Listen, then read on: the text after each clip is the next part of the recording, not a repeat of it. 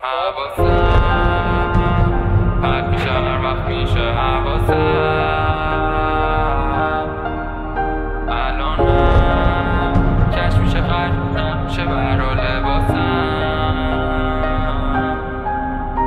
هیچی نی مثل قبل اینو به کی بگم ندارم به اینا تراستم پولا تو تراس فله آخه متام از کمم به باد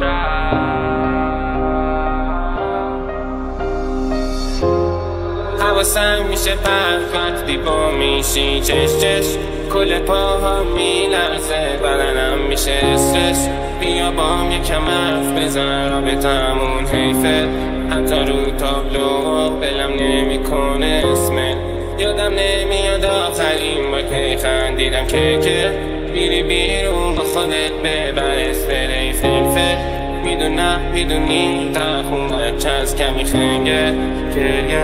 گریه خودم نمیدونم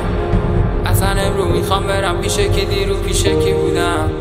نه دیگه مرسی نمیمونم دوتا هیچ جا نمیمونم نه نمیخونم نه نمیرونم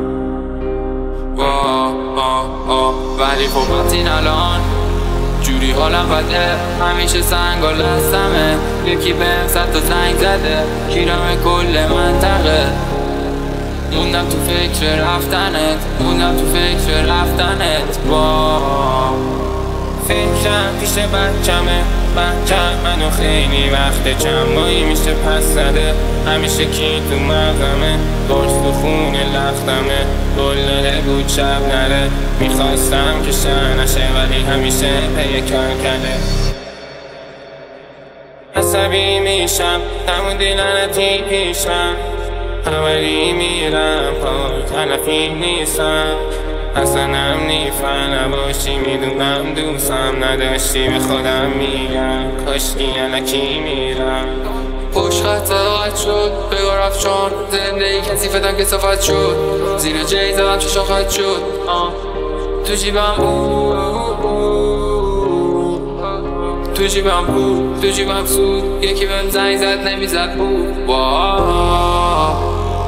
سیکستی لاینم روش فکر کنم پر شد یه طرف